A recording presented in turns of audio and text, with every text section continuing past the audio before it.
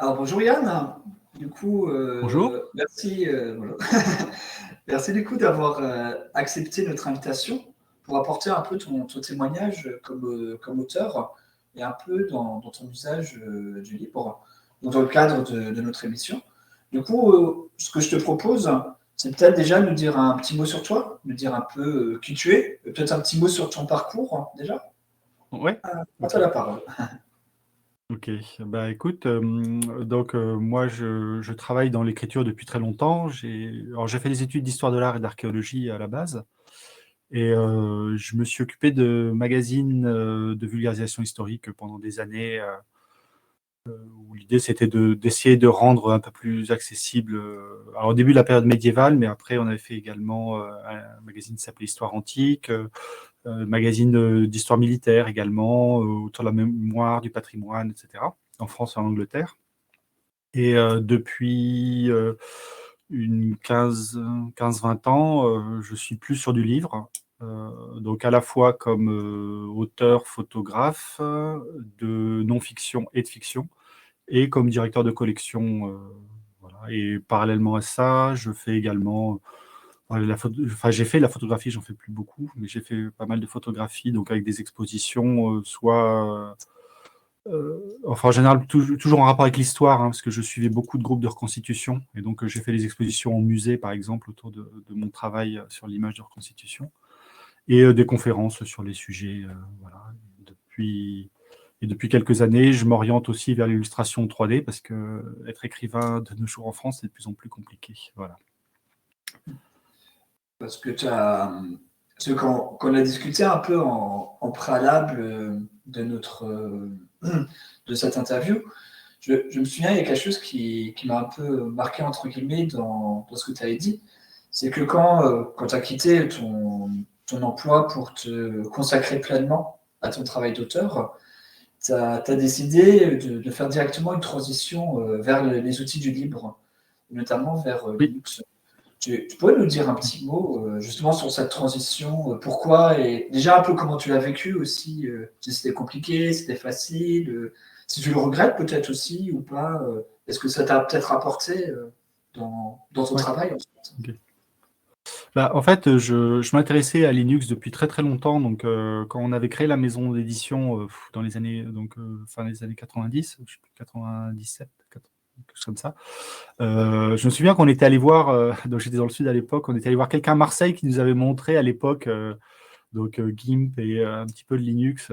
Mais bon, c'était absolument pas prêt, parce qu'on cherchait des logiciels, et puis quand on avait vu les licences des logiciels, c'était comme un petit peu effrayant pour des gens qui se lançaient. Donc, mais c'était absolument pas prêt. Mais bon, j'avais une curiosité autour de ça. Et vers la fin, quand je travaillais, enfin, quand j'avais la maison d'édition, on avait embauché un informaticien qui gérait tout sur place, et il m'avait fait découvrir un peu plus justement tout ce qui était environnement libre. Et j'étais allé quelques fois participer à un groupe d'utilisateurs Linux, un GUL qui s'appelle Avignou. Donc, j'ai vu d'ailleurs qu'il existe toujours. Donc, j'y suis allé à l'époque, c'était en 2003-2004, voilà, où on parlait un petit peu de logiciel libre. Donc, j'avais vraiment une curiosité, mais je l'utilisais en dilettante. Et donc, quand j'ai décidé de devenir indépendant, quand la société s'est arrêtée, je me suis dit que j'aurais pas les moyens de payer les logiciels. Donc, je me suis dit, les temps qu'à faire, allez hop, j'efface tout. Et j'essaie de partir sur Linux, et ça a été une horreur, hein. Ça a vraiment été compliqué. Je me souviens à l'époque, pour faire tourner le Wi-Fi, par exemple, c'était juste infernal. Donc j'ai mis quand même un peu de temps à être fonctionnel, on va dire. Et puis il n'y avait Parce pas que forcément les équivalents de logiciels auxquels j'étais habitué. de la Oui. base, toi, t'es pas vraiment technicien en fait. Là, t'as pas spécialement t'as une petite Alors, appétence, mais t'avais pas vraiment de formation technique, tu t'es lancé. alors, euh, alors j'ai fait une UV à la fac de programmation de base de données sous des bases 4, je me souviens. Mais non, alors j'ai pas de formation, voilà, en dehors de secours en licence. Mais j'ai fait l'informatique depuis que j'étais petit, hein. Moi, j'ai commencé avec les Auric 1, pour ceux qui connaissent, au début des années 80. Enfin, voilà, depuis que j'ai 8-9 ans, je fais de l'informatique, hein. Donc, Ok, je suis mais par vraiment à exemple, l'aise. maintenant, tu vois, en 2023, toi, pour les personnes qui nous écoutent, on est d'accord que quelque chose au moins comme Ubuntu, c'est tout à fait accessible Ouais, pour les choses assez ouais, simples. Je veux dire, par exemple, ouais, un bah, auteur ou un éditeur qui a envie de se lancer, c'est tout à fait possible. ouais, mais j'allais en parler justement, tu vois, le truc, c'est qu'à Vignou, je me souviens, j'ai découvert le lancement d'Ubuntu, où à l'époque, ils envoyaient des DVD gratuitement pour installer Ubuntu.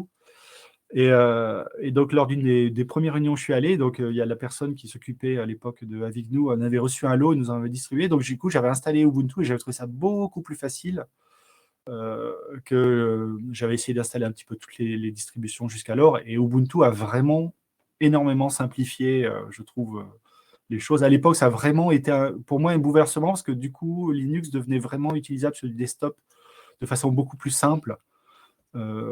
Après, je ne suis pas resté avec Ubuntu parce que, bah, comme je suis curieux, que j'aime bien mettre les mains dans le cambouis, je suis passé à Debian. Et puis voilà, j'aime bien Debian, on peut le mettre partout. Mais et puis bah, du coup, j'installe des Debian en général autour de moi parce que voilà, je suis habitué au système d'exploitation. Mais je trouve que Ubuntu a vraiment beaucoup, beaucoup simplifié. Et ça a peut-être aussi aidé à faire en sorte que pour d'autres environnements, bah, il y a un travail qui soit fait pour justement rendre les choses un petit peu plus simples à utiliser, à prendre en main, etc. Puis bon, enfin voilà, les projets ont mûri, il y a 2 décennies qui ont passé, donc ça aussi Parce facilité. que toujours dans nos discussions, tu me disais aussi que tu utilises différents types de logiciels. Alors, je pense qu'il y a un côté des logiciels assez simples, qui sont libres que tu utilises, et d'autres un peu plus complexes. Et moi, je vais peut-être te proposer d'abord qu'on discute sur les plus simples. Aussi, toujours pour les personnes qui nous écoutent, pour voir un peu qu'il y a des choses abordables en libre. Et peut-être après, tu nous expliqueras aussi ton processus complet d'édition, notamment avec Pandoc. Mais déjà, je vais Mm. juste te poser deux, trois petites questions. Par exemple, toi, tu utilises par exemple LibreOffice dans ton travail, ou je ne sais pas si tu utilises Scribus. Comme moi, LibreOffice, tu l'utilises ou pas? Non, je l'utilise plus parce que, enfin, on en reparlera après, parce que maintenant, justement, j'ai plus une approche de flux de travail avec des. Ce qui m'intéresse, c'est les transferts de format et de façon à ce que ce soit le moins formaté possible, en fait, c'est-à-dire que ce soit formaté vraiment en bout de chaîne pour qu'il n'y ait qu'un document source qui soit facile à corriger quand il y a des corrections à faire, etc. Et qu'ensuite, à partir de ce document source, on puisse générer plein de formats, donc les PDF pour l'impression et l'EPUB pour le livre électronique en particulier. Et LibreOffice ne me satisfaisait pas parce qu'il met extrêmement en forme, hein, c'est du what you see is what you get. Donc, ça veut dire que c'est déjà tout. Il fait tout, en fait, en même temps. Et moi, je voulais quelque chose qui me permette de contrôler les étapes. Et donc, j'ai laissé tomber assez vite LibreOffice. Quand je travaillais avec les éditeurs traditionnels, hein, puisque mes romans, puisque tous mes livres ne sont pas libres, hein, puisque j'ai récupéré les droits seulement sur ma série de romans policiers qui se passent pendant les croisades. Donc, quand je travaillais avec mon éditeur, qui est un éditeur traditionnel, lui, je lui envoyais un document LibreOffice, hein, justement. Donc, je crois que même non, j'ai envoyé un point doc que j'exportais avec LibreOffice. Donc voilà, c'est dans les circuits traditionnels, ça fonctionne très très bien de travailler avec LibreOffice puisque on peut exporter en point doc ou en point ODT parce que je crois que Word le lit maintenant aussi. Après, j'utilise pas mal Inkscape hein, personnellement pour faire tout ce qui est les petits graphismes, pour faire les cartes, pour faire les petits schémas. Et donc c'est du dessin vectoriel, donc l'équivalent de Illustrator, d'Adobe Illustrator. Donc, pas plus compliqué à prendre en main que Illustrator, hein, je pense. Après, je ne m'y connais pas suffisamment pour dire au point de vue fonctionnalité, mais pour moi, il fait très, très largement le taf. Surtout là, depuis 2 ans, quelque chose comme ça, ils ont vraiment amélioré l'interface, je trouve. Et donc, il y a vraiment beaucoup de choses qui me plaisent bien dedans. J'utilisais pas mal GIMP quand je faisais, donc, pour tout ce qui est photo. Donc, enfin, j'utilise Darktable pour développer mes fichiers natifs, parce que je travaillais en Nikon, en matériel professionnel Nikon, et donc j'utilisais Darktable enfin, j'utilise toujours Darktable pour préparer les photos, pour les exporter, donc soit en TIFF, soit en JPEG selon les besoins. Et ensuite, comme je retouchais beaucoup les photos, j'ai beaucoup retouché avec GIMP, et depuis quelques années, j'aime bien utiliser Krita aussi, et je suis passé à Krita parce qu'il y avait du CFJN. Mais du coup, tu ressens pas le besoin d'utiliser, par exemple, la suite Adobe ou des équivalents. Non, non, non, vraiment pas du tout. Autant donc, comme je disais, donc, je me mets à la 3D, donc j'utilise Blender, hein, voilà, qui est pour moi le logiciel meilleur au monde. Voilà, personne ne va Il faire est mieux que ce que libre, je fais. Blender aussi, c'est ça? Oui, il est libre. Il est libre et il est multiplateforme, hein. Ils essayent vraiment que ce soit très fonctionnel sous Linux, sous Windows et sous Mac. Et en plus, il n'y a même pas besoin de l'installer. On le télécharge, on le lance, ça marche, quoi. C'est vraiment un logiciel que je trouve fabuleux. Et par contre, dans le monde de la 3D, il y a des logiciels non libres qui existent, où il n'y a pas d'équivalent libre encore vraiment, justement. Mais par contre, pour l'écriture et la 2D en libre, on peut faire 95% de ce qui se fait en non libre. Après, c'est plus des habitudes. Parce que dès l'instant d'un usage professionnel, changer ses habitudes de travail, c'est compliqué. Et je conçois pour les gens qui sont habitués à certains types d'outils, bah, faire le passage vers un autre outil, c'est toujours très difficile parce qu'on perd toute la mémoire musculaire, on perd toutes le- le- le- l'investissement intellectuel de connaissances des raccourcis, des outils, etc. Bah, il faut tout réapprendre à partir de zéro. Ce que moi, j'ai pu faire il y a 20 ans, voilà, à l'époque, mais ça reste quand même difficile, hein, Mais tu vois, en comme t'écoutant, transition. il me vient spontanément une question. Du coup, je vais passer un peu du coq à l'âne, mais ça peut arriver. Mais tu vois, là, ce que je me demande quand même, c'est, toi, dans ta découverte quand même du libre, et au fur et à mesure de ton application, est-ce que ça a quand même eu aussi un impact un peu, d'un côté, bien sûr, sur ta manière de penser, mais même sur ta manière d'écrire, hein? Est-ce que ça a eu un impact ou est-ce que ça peut en avoir un? Est-ce que le logiciel libre, par exemple, ça peut avoir oui, un peu un impact sur tes choix éditoriaux parfois, ou sur ta manière de structurer ton travail? Ou est-ce que tu as réfléchi là-dessus? Oui, oui, bien sûr. Mais alors, sur le contenu, pas vraiment, parce que comme je disais, donc, j'écris des romans policiers qui se passent pendant les croisades, donc on est sur des problématiques qui sont extrêmement éloignées. Par contre, ce qui m'a amené à travailler sur ces sujets, c'est que je suis quelqu'un qui a fait beaucoup de reconstitutions historiques. Donc, je ne sais pas si tu vois ce que c'est les gens qui refont des matériels et qui les utilisent, hein, qui portent les vêtements et qui essaient d'utiliser les matériels et qui vont participer à des animations pour montrer ça à un public, qui est, je trouve, une pratique d'éducation populaire que j'ai beaucoup investi, que j'avais beaucoup mis en avant dans les magazines dont je m'occupais. Et j'avais la même volonté à travers mes romans, c'était d'aller un peu plus loin que l'aspect matériel, parce que quand on fait la reconstitution historique, on parle surtout de l'aspect matériel, mais tout l'aspect euh, espace mental des individus, c'est très très compliqué à appréhender et encore plus à mettre en scène, hein. Donc ça demande vraiment des compétences artistiques extrêmement complexes. Et donc du coup, je me disais que le roman, ça me permettait de contrôler cet aspect-là et de diffuser voilà, la connaissance que j'avais sur cette période historique et la rendre accessible de façon agréable. Et le fait de réfléchir à ça, pour moi, l'idée, c'est que les gens puissent avoir accès à un savoir dont ils puissent qu'ils puissent, dont ils puissent s'emparer, en fait, véritablement, c'est poser la question, comme je disais, des formats. C'est-à-dire que j'ai eu envie que les gens puissent s'approprier mes textes pour en faire ce qu'ils avaient envie. Donc, mes amis qui font la reconstitution historique des croisades, s'ils avaient envie de prendre un de mes romans et d'en faire une scénette, ou de prendre un personnage et de refaire le matériel du personnage, par exemple, et de renvoyer pour les aspects mentalité à mon travail sur le roman, par exemple, je trouvais que c'était intéressant. Et Et donc, ça m'a amené. ça, c'est relatif à des licences, c'est ça? Je veux dire, certains Voilà. de tes romans, ils utilisent certaines licences, ça. Tu peux peut-être nous dire assez rapidement un peu les licences que tu utilises et à quoi ça correspond? Parce que c'est pas toujours très Ouais, connu. ouais. Ouais, ouais. Justement, donc c'est exactement là où je voulais en venir, c'est que du coup, donc mes romans étaient édités de façon tout à fait traditionnelle, donc absolument pas libre. Et j'avais proposé à mon éditeur de l'époque d'écrire des textes courts, donc que j'appelle des kita, qui sont pas vraiment des nouvelles, mais des textes extrêmement courts qui permettent d'avoir des points de vue annexes autour des romans. Donc l'enfance du héros, la vie quotidienne de personnages secondaires ou des scènes des romans vues d'un autre point, du point de vue d'un autre protagoniste, par exemple, etc. Et donc, pour faire un petit peu parler des romans, j'avais proposé d'écrire régulièrement des textes qui se passent donc dans l'univers Hexagora, hein, qui est mon univers romanesque, et, de faire en sorte que ces textes puissent être diffusés librement. Parce que voilà, pour l'édition, c'est quand même assez compliqué les droits d'auteur. Donc, l'idée, c'était d'utiliser une licence qui s'appelle une Creative Commons NCND, donc non commerciale et sans dérivés, C'est-à-dire que les gens avaient le droit de télécharger et d'échanger les fichiers librement. Mais ça faisait que mon éditeur gardait quand même l'exclusivité sur l'exploitation commerciale de ces textes écrits. Puisqu'il y avait donc interdit de faire du commerce avec NC.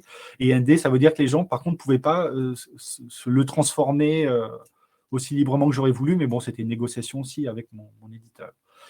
Et il s'est trouvé que mon éditeur, qui était aussi qui est un ami, hein, c'est quelqu'un avec qui je m'entends très bien, il commençait à être en âge et donc le responsable éditorial voulait prendre sa retraite et donc la maison d'édition allait être vendue. Et à ce moment-là, moi j'étais mûr pour dire j'avais envie de récupérer les droits de propriété intellectuelle sur mes romans, hein, puisque en contrat traditionnel, on cède l'exploitation commerciale à un tiers, en général l'éditeur. Donc je voulais récupérer mes droits et pouvoir les mettre sous une licence libre. C'est-à-dire que tous mes textes, je voulais autoriser les gens non seulement à les partager, donc mes textes Kita, mais aussi mes romans, et je voulais que les gens puissent s'en emparer, en faire ce qu'ils avaient envie, et qu'ils puissent les lire librement, les modifier librement, réécrire la fin s'ils avaient envie, écrire d'autres histoires, enfin, voilà, que les gens puissent s'en emparer. Il y a un point où je ne suis pas sûr d'avoir 100% compris. C'est par exemple Hexagora, en fait, je peux avoir les ouvrages librement sur ton site, hein, et ils sont en vente, par exemple, sur des plateformes aussi. Oui, c'est ça. Okay. C'est-à-dire que donc du coup, moi, une fois que j'ai récupéré les droits, donc je l'ai fait. Après, j'ai travaillé la diffusion et la mise sous licence libre avec l'association Framasoft, qui avait la maison d'édition Framabook, dont on parlera un petit peu plus tard, que j'ai rejoint à l'occasion. Et donc j'ai décidé de mettre donc tout mon univers Hexagora, donc les romans et les textes courts que je publiais tous les mois sous la licence Creative Commons CC by SA. Donc, c'est licence BY, donc ça veut dire qu'on est obligé de me citer quand on partage ou qu'on reprend mon travail, c'est dire que c'est basé sur le travail de Yann Carveran. Et ça veut dire que vous pouvez faire tout ce que vous voulez dès l'instant où votre propre travail sera placé sur cette même licence. Donc, c'est un concept qu'on appelle le copyleft qui oblige à repartager en fait le travail qui sera dérivé de mon propre travail. C'est-à-dire que j'oblige les gens qui vont retravailler à partir de mon travail à mettre leur propre travail sous la même licence que moi. C'est-à-dire qu'ils ne peuvent pas créer ce qu'on appelle une enclosure, c'est-à-dire qu'ils ne peuvent pas privatiser. Si demain un éditeur décide de publier mon roman pour une nouvelle version, le travail éditorial qu'il ferait autour de mon roman, par exemple s'il fait une relecture qui corrige encore des coquilles qu'il trouverait, et ce travail-là, moi je pourrais le reprendre pour refaire mes propres éditions. Et donc ça, c'est accessible effectivement librement, c'est-à-dire que comme ça, j'ai mis sur mon site mes romans librement téléchargeables sur la version électronique, et les gens peuvent me faire un don s'ils le souhaitent. Et les versions papier, par contre, sont payantes, parce que y a des frais de fabrication, etc., et de livraison, etc. Et comme je voulais... il y a quelques années aussi être disponible sur les grandes plateformes où la plupart des lecteurs et les lectrices sont. J'ai voulu être sur Amazon, sauf que sur Amazon, on ne peut pas mettre les choses gratuites. Et donc, j'ai fait une autre édition que celle de Framabook, des livres électroniques, qui est sur Amazon, qui elle est payante. Hein, donc, ils sont moins de 5 € en général, les romans. Pour que les gens sur Amazon puissent y avoir accès. Mais de toute façon, dans tous mes romans, il y a le lien vers le site où les gens peuvent télécharger librement, parce que quelque chose d'important pour moi, c'était que j'ai envie d'être lu. Alors, c'est bien de gagner sa vie aussi. C'est important de pouvoir manger, de pouvoir payer les pâtes. Mais en tant qu'écrivain, pour moi, ce qui est le plus important, c'est d'être lu. Et je trouve qu'il y ait un paywall qui empêche l'accès à la culture, c'est vraiment problématique. Et donc, voilà, je préférais vivre en accord avec mes principes. Et d'autant plus que le milieu de l'édition traditionnelle, de toute façon, paye guère. Tant qu'à pas être payé, j'aime autant que les gens puissent me lire sans se sentir coupable, à pirater, etc. Là, moi, on ne peut pas pirater mes ouvrages, puisque vous avez le droit de les récupérer. Ouais. Je les ai même mis en torrent, quoi. Donc, ce que je trouve intéressant dans ton approche, si je puis me permettre, c'est que tu arrives à concilier une partie libre, et tout en arrivant à vivre de ton travail d'auteur. Parce que dans ce que j'observe aussi, c'est que souvent il y a une vraie peur des maisons d'édition, qu'elles soient grandes ou petites, aussi une peur du piratage. Et souvent, quand je travaille par exemple des maisons d'édition ou dans l'édition numérique, elles ont vraiment cette peur que leur ouvrage soit piraté, qu'on puisse les avoir de manière gratuite. Et moi, souvent, je les rassure aussi. Je leur dis que finalement, déjà, le risque de piratage, il n'est pas si élevé que ça, à part qu'on est vraiment dans les meilleures ventes. Et que par ailleurs, le fait de libérer les ouvrages, ça permet aussi de les faire connaître. Où il y a aussi, alors je ne sais pas quelle est ton approche là-dedans, mais il y a aussi toute la question des DRM. Alors je ne sais pas trop si tu citais Amazon, mais toi, est-ce que tu vends tes livres en version numérique sur d'autres plateformes? Et notamment, est-ce que tu as une approche de vendre sans DRM ou une volonté aussi de vendre sans DRM? Oui, bien sûr. Enfin, pour moi, justement, je suis allé sur Amazon parce que maintenant, on peut publier sans DRM sur Amazon. Ok. Ah, je savais pas. Donc, oui, enfin, pour moi, les DRM, c'est tout l'inverse. Pour moi, la culture doit pouvoir se diffuser librement et de toute façon. Enfin, tu dis que je gagne. Non, je gagne plus ma vie en tant qu'écrivain, hein. Je suis en train de changer de métier parce que c'est juste devenu absolument impossible, hein. C'est absolument catastrophique la situation des écrivains et c'est absolument pas le libre qui est en cause, hein. C'est structurellement, il y a en 20 ans, le revenu moyen des écrivains en France a été divisé par 5, hein. Donc, c'est les chiffres officiels du ministère de la Culture. Quelques grands responsables du SNE disent que pour eux, un écrivain, ça n'a pas vocation à être un travail à plein temps, hein. Pour eux, c'est un travail de dilettante. Voilà, c'est absolument pas reconnu comme un vrai travail, etc.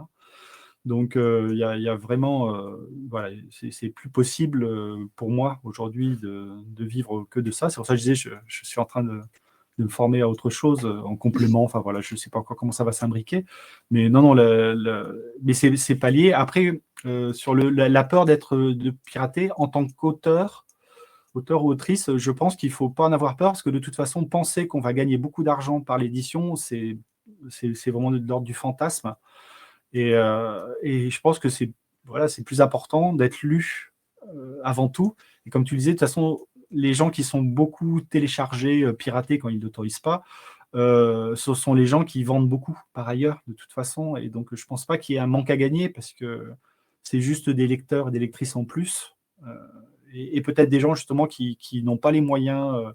Voilà, l'inflation touche tout le monde et quand les gens ils doivent choisir entre un livre et un paquet de pâtes à la fin du mois, qu'ils achètent le paquet de pâtes, au moins avec mes romans, ils peuvent le lire quand même. Et je trouve que c'est important, vu qu'on a les moyens techniques aujourd'hui de le faire, je trouve que c'est important. Et de toute façon, l'industrie éditoriale ne s'est jamais posé la question véritablement de la rémunération des auteurs, parce qu'il n'y a même pas de statut réel d'écrivain, c'est pas un métier reconnu, enfin bref. Du coup, pour moi, c'est annexe finalement le revenu. C'est une question qui est beaucoup plus globale, on va dire, quoi. Voilà. Cette question de la rémunération, vous voulez être posée par contre chez Framabook, hein, et notamment avec des livres en commun. Et parce que si je ne me trompe pas, vous avez mis en place une bourse pour des auteurs, c'est bien ça? Tu peux peut-être nous Oui, dire c'est quelque chose ça. là-dessus?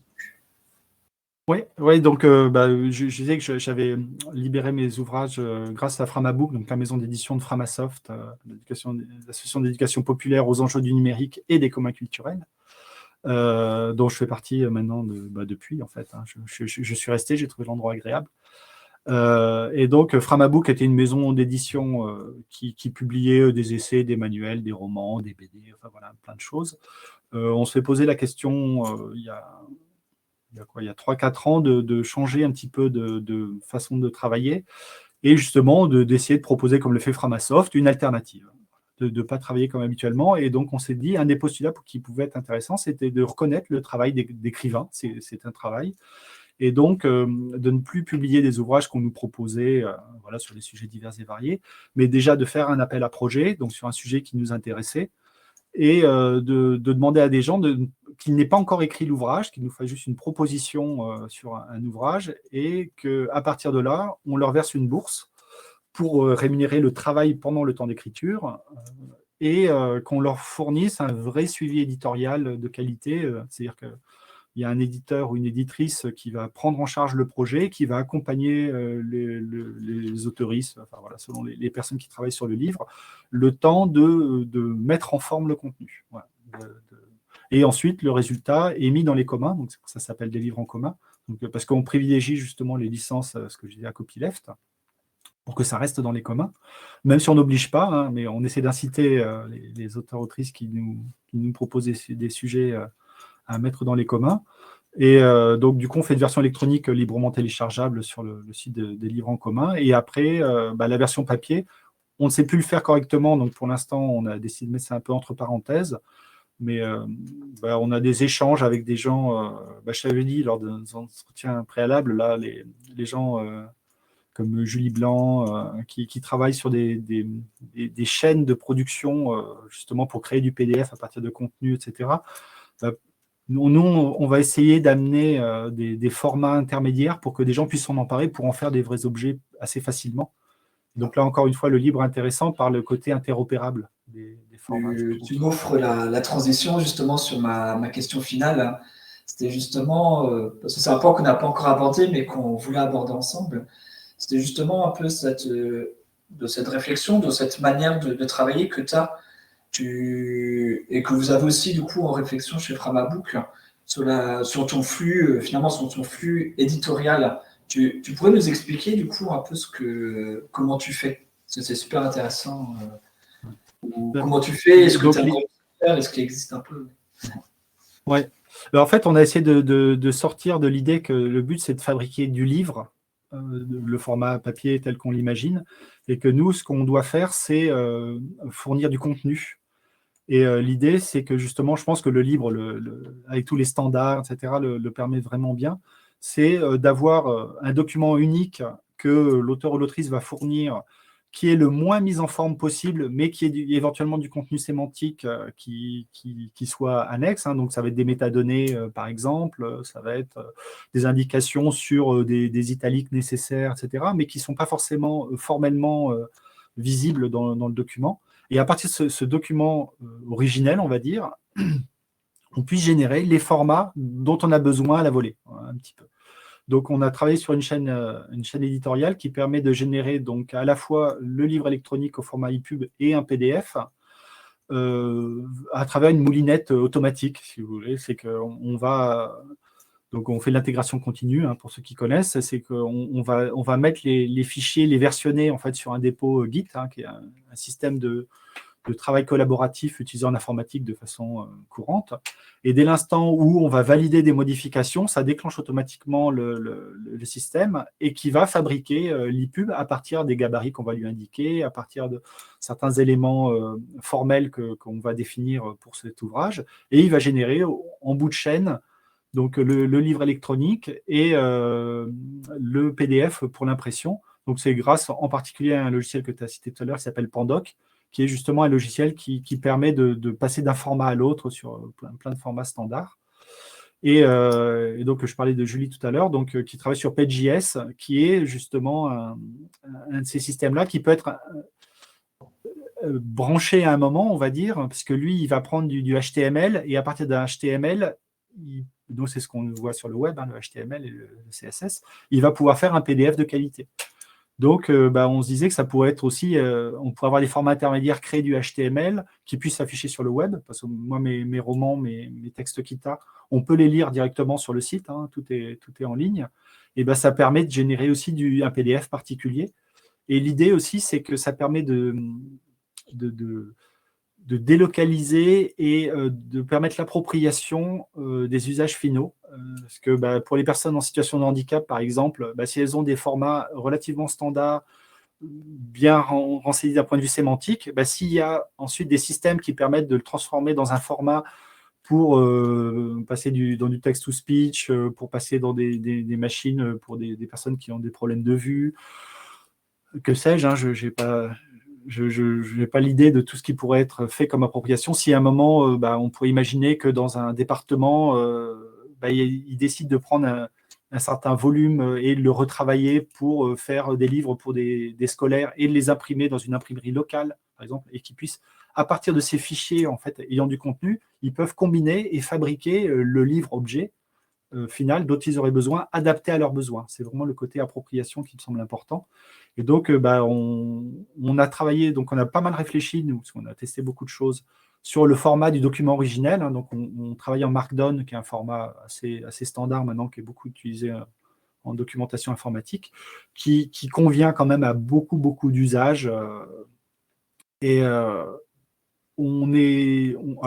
comme je disais, donc on fabrique l'ePub et le PDF pour l'impression. Mais suite aux rencontres avec les gens qui travaillent sur les pipelines, aux rencontres à la salle de Lure cet été, on a commencé à entamer une réflexion justement sur tous ces formats intermédiaires aussi qui permettraient à des gens de rebrancher leur propre chaîne, donc en particulier les gens qui font du graphisme, quels formats sont intéressants pour eux pour pouvoir ensuite partir de notre contenu et en faire ce qu'ils ont en tête. Hein. Je ne saurais même pas imaginer ce qu'ils pourraient en faire. Donc voilà, il y a une réflexion, on avait une réflexion amont sur le format et on n'avait que des délivrables finaux. Et là, on est en train de se dire que ce serait peut-être bien aussi d'avoir des délivrables intermédiaires, un peu plus visibles, un peu plus mis en avant, pour que ça puisse être pris en charge par des gens qui ont des besoins particuliers ou des envies, sans forcément être contraints, de façon la plus simple et la plus fluide possible avec leurs propres outils. Et ça, effectivement, avec le libre, c'est génial, puisque on a tous les formats sont documentés, etc. Donc, on sait exactement, dès l'instant où la personne donne la spécification, c'est exactement ce qu'on doit fournir. Ok. Yann, notre entretien, il va s'achever. Donc, je te remercie bien pour tous tes éléments.